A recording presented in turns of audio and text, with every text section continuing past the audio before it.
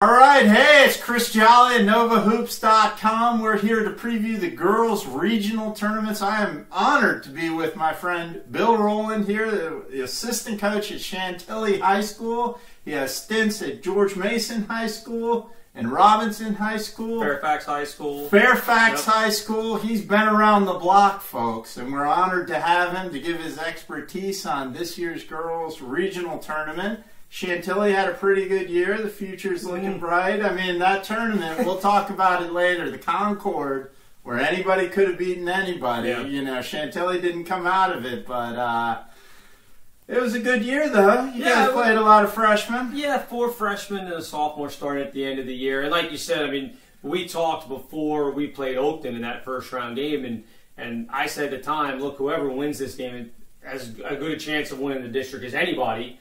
Unfortunately, we didn't come out on top in that game, but Oakton proved me right. They went on and won that thing, coming out as a 5 seed. So hats off to Fred Priester. He does a great job every year, but this may have been his most impressive job that he's done in a decade or so. Yeah, I mean, the guy went 1-7 in the district and won the tournament. I wrote it, though. Would anybody be surprised by it? Not at all. Any of those 5 teams, you could have made an argument for them to go on and win the district title. It just happened to be Oakton this year. Yeah, well, we'll talk more about it later. The Concord, always dangerous. Any of those teams can do a lot of damage in regionals. We'll see soon enough. Regionals kicking off actually tonight with Potomac. The Potomac girls will play in their Class 5 tournament against a lot of Fredericksburg schools, but that's the only game we have in action tonight. Tomorrow we'll kick off with some more action with Class 6, Class 5, the big 8-team tournament where they're all Northern Virginia tournament. We're going to talk about that.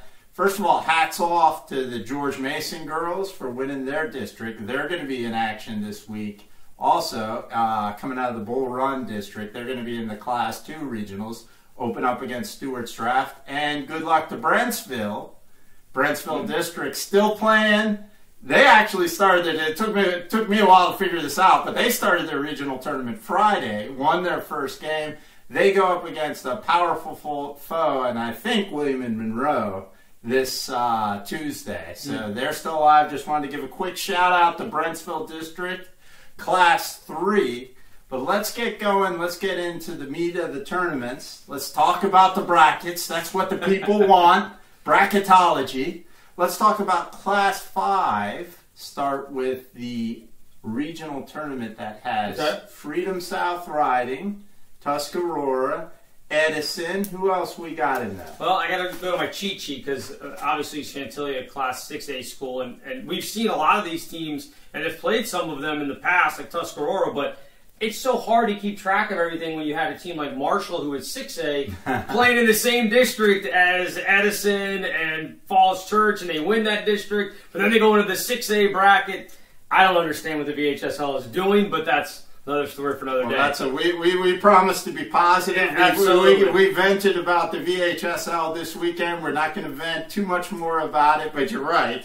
I'll tell you what, sitting on top of that is Freedom South Riding. Yeah, the top overall seed, Freedom South Riding. And I say that they're the top overall seed only because they're at the top of the bracket, which means all the way through, as long as they win, they get to host. Right. So technically, I guess by that, they would be considered the top seed. The number 2 seed, or the second number 1 seed, who would host all the way through, unless they play Freedom South Riding, is Edison. Now, that's a team I'm a little more familiar with than Freedom South Riding. I think that they do a fantastic job, and we know their history, Chris. They've been a state, semifinalist, state finalist, won a state title, I want to say, a few years back. I mean, they have been one of the best teams in the Northern region, 5A or 6A. Now, I'm not going to predict that they're going to go through and win the region and make it to states again, but to me, they have to be one of the odds-on favorites. The only thing that's intriguing to me is perhaps that second-round game that they're going to have, whether it's against Tuscarora or even Wakefield, who's on that side of the bracket. Right. Wakefield played them pretty tight the last time out, I believe. So, again, you're familiar with them. You know what they want to do. Edison knows Wakefield pretty well, so there's really no advantage there. And Tuscarora is interesting because they have a couple of kids, and all it takes is for one of them, the Middleton kid, if she goes off that day, sometimes it's tough. If somebody drops 30, what can you do? It just happens to be their day. Right. Kennedy Middleton, everybody's aware about her. Now, in the past with Tuscarora, a lot of these teams from Fairfax, the goal was to just limit Kennedy. Right. And if they're able to do that, they could generally stop Tuscarora in the playoffs. However, they're a little better this year. You've got Isabella Middleton, right, her sister. Younger sister. You've got some more talent there that, they've diversified their attack a little bit. That's going to make them dangerous. I think this is the year when they can do a lot of damage. They should be able to take care of Wakefield. Wakefield, I saw last week. Wakefield has a very bright future. They have a lot of young kids. They played Edison really well, not in the district tournament. In the district tournament, Edison took care of them. But the regular season game before that, absolutely, they played Edison tight for a long time. It wouldn't be shocking if Wakefield beat Tuscarora. Now, asking Wakefield to get through Tuscarora and Edison on the road, it's going to be a tough task, although that program has a bright future. Back at the top of the district, Freedom South Riding has been rolling. They've won the last two. They lost their first game against Tuscarora. Those two are in the same district. Jalen Batts is a fantastic player who's just growing leaps and bounds, and they have a lot of other young talent too. Some sophomores and juniors. They got 2 transfers that came from Robinson that can play. They've hit their stride lately. After losing that first game to Tuscarora, they roared through the district. They beat Tuscarora in the district championship, and they beat them in their last regular season game. They're looking great. They play Briar Woods in the first round, a team they're familiar with. Briar Woods got a great young program, great coach. They're not going to be Freedom probably. But the next out, I love the matchup in the first round between Stonebridge and Falls Church. Freedom will play the winner if Freedom gets past Briar Woods like you would expect they would. They would play the winner of Stonebridge Falls Church, which is total toss-up in my mind. That should be a great first-round match. But just like you say, you're looking at Edison, Tuscarora, and Freedom as the 3 teams in that region that are the most dangerous. And any of them can make a run through states. There are some...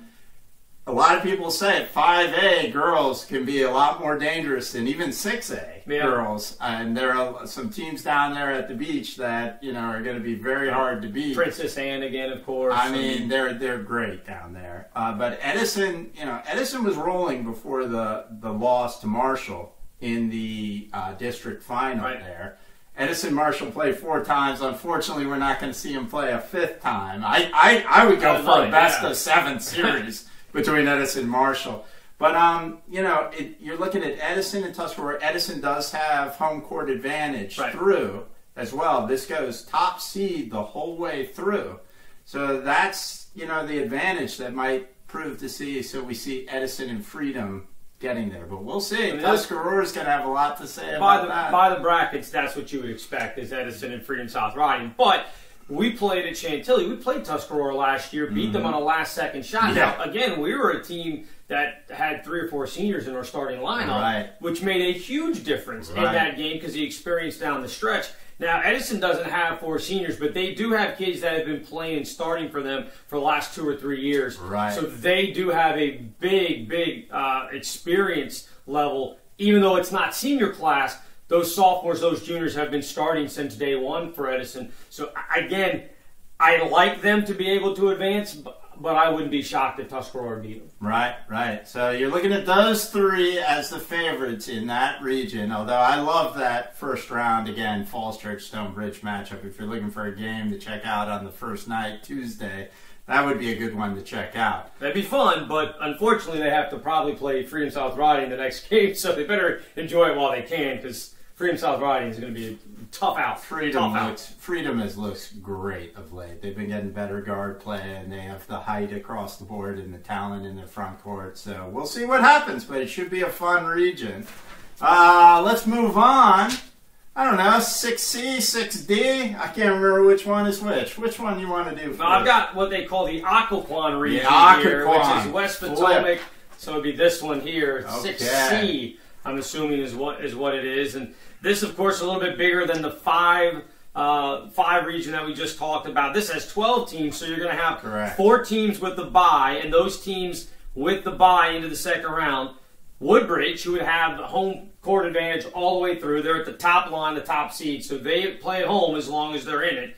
You also have a Hayfield with the bye and a home game, at least in their first round. West Springfield, Billy Gibson still getting it done, and what a tremendous job by him. They were left for dead, I think, by a lot of people. I left them for dead. I mean, they were like 3-8. I mean, they weren't bad. When I went and saw them, I saw them in a game versus West. They just weren't finishing games, though. Right. They weren't there yet. I mean, but we all know Billy Gibson, one of the best coaches around, been going at it for, I don't know, we'll give him 10 or 15 years, but we all know it's 25, 30, somewhere. Maybe more than that. But great job there. And so he's got a bye and as a top seed, so he'll get at least one home game. Actually, 2 home games as long as he wins. Well, is that the semifinals? Are they at Braddock? Does that say that? Yeah, you're right. 6A does go to Braddock. It's 5A that it's the higher seed. Well, some do and some don't. Yeah. We won't talk about the format. They'll get one. They'll get their game at home, and then they will have to go to Braddock if they win that. They'll get the winner of Fairfax and Mount Vernon. At the bottom of the bracket, T.C. Williams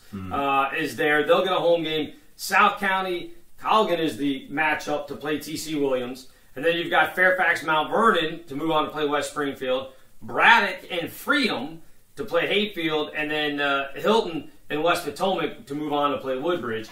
And to me, there's probably 3 or 4 teams in here in this mix that wouldn't surprise me if they ended up in the finals. Right. I mean, it's... and I don't even mean the 4 that got the buys. I mean, there are teams on the edge of the bracket, I think, that could, if they get stuff going, certainly they could advance on. You look at a team like Fairfax, and their two sophomore guards that they have, and George and McDonald. If they're playing well, they could definitely beat Mount Vernon. They could move on. They could beat West Springfield. I don't think anybody would be shocked by that. But conversely, if they struggle, they may go out in the first round. I mean, I think that's it for almost every team. There isn't one team that you look at in the first round matchups and say they've been so consistent all year long that you would be shocked if they lost. Or conversely, that they've been so inconsistent all year long, you'd be shocked if they won. Yeah, I mean, they're all, to me, coin flips. You look at the Patriot District all year, and you had a 3-way tie atop the Patriot District in the regular season between Fairfax, Lake Braddock, and West Springfield, all at 7-3, and even South County. They're right there in the mix. Teams that aren't quite there yet to a dominant level. If you look at the Patriot District, their all district team had no seniors. Right. It was all sophomores and juniors. So they're there, and there's flashes. Lake Braddock, very good in the front court. Fairfax, very good in the backcourt, which makes them able to beat anybody. Their consistency is a problem. Right. But they're able to beat anybody. This is a region where all year, if you ask the coaches at TC and you ask the coach at Woodbridge, they've been eyeballing each other all year. Right. Because these are 2 districts where there's some good teams in both districts. Colgan, especially in Woodbridge's district, is on its way up. Hilton has a couple good players, but Woodbridge and TC were far and away the class of their districts. And you could see a finals matchup coming in this region a long time away. Now, both those teams are so deep. I mean, Woodbridge is so deep. They had a kid on the second team all-district that's a Division I player. Right. Because they just couldn't put too many more Woodbridge people on the first team. Woodbridge and TC are so deep and so good, it would be a shock if those 2 teams didn't make the finals. But you look, and you touched on it twice, you got a couple of teams in that district. First of all, you have some of the best coaches. You got Deegan at Fairfax with as much experience as there is. Billy Gibson at West Springfield. You got the gentleman at Colgan. He's a veteran as well. These are experienced coaches that know what they're doing.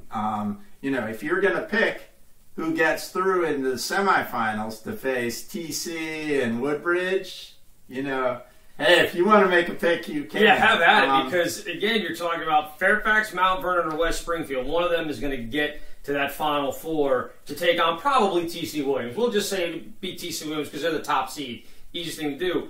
But you can make an argument for any 3 of those teams to make it on to play TC Williams. Yeah, you could, and they had wars in the Patriot District. I like where West Springfield. If you're going to just say momentum and how they've played lately, I guess you go with West Springfield, just because their system is clicked. Do they have enough offense? The only thing is, Woodbridge and TC. Does any of these teams? Well, maybe Fairfax does, but have the offense necessary to beat Woodbridge and TC Williams. The problem that Fairfax is going to have, and we played them, scrimmaged with them at the beginning of the year. So we didn't play them in the regular season, but we scrimmaged with them. The problem that they're going to have against any of these teams, if you have a big that can rebound, if you have a big that can score on the block, they're going to struggle with you because they don't have the size. They don't have the experienced size to be able to deal with any type of height. Now, they can combat that, again, with the great guard play. The problem is, if shots start getting missed, they don't get a lot of second opportunities because they don't have the rebounding. And in girls basketball, offensive rebounding is huge because the more chances you get, the better chances, obviously, that you're going to have. And unlike in the guys' game,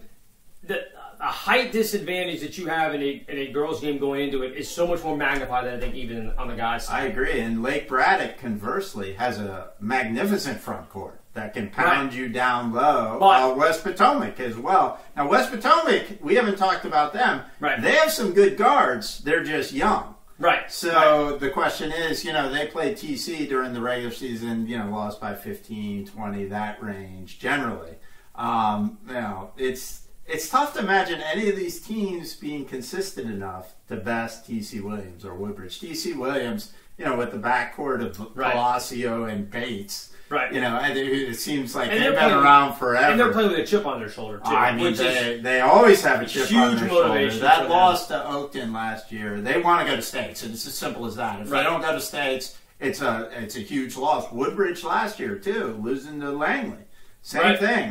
They both have chips on their shoulder. And, when you got talent like both those teams have and the chips on their shoulder, whew. Yeah, and you look, again, to get to play Woodbridge in the Final Four, Braddock, Freedom, and then Hayfield with the bye.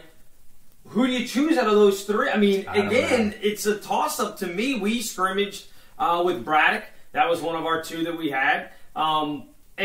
And again, they're solid down low, but sometimes, and again, this is going back to November, so a lot can change from November to February, obviously. Sure. They had problems with turnovers. That was an issue. And in talking to their coaching staff, they kind of knew going into it that they could be able to get the ball into their offense, they would be fine. I guess a lot of the teams, it's like that. If you can get your offense going, you're going to be fine.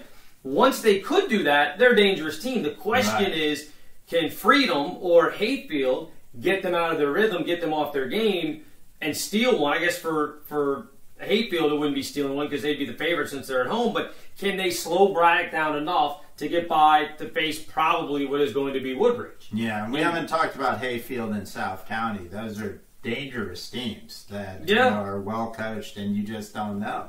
I mean, what you're going to get on a given night is young players. I mean, to me, it boils down to the young players in the Patriot District. Are they ready to become even better than they have been, in the postseason, or is it going to be next year? Yeah, to me, again, as you said, it's Woodbridge and TC Williams. But the interesting thing will be to see all of those Patriot teams get the experience of playing in the regional tournament to come back next year. This is almost like the futures bracket, where if you got by Woodbridge and TC Williams, then it's a huge upset, a great job, excellent win. But really, get that first win, maybe for West Springfield, get to the Final Four, and then build on that going into next year. I agree. But listen, we've been wrong before. We're wrong all the time. So, if one of those teams made a run, it could be Hayfield, it could be Colgan. You just don't know. It could be Fairfax. It's amazing to think that McNaughton and George are just sophomores. It blows your mind.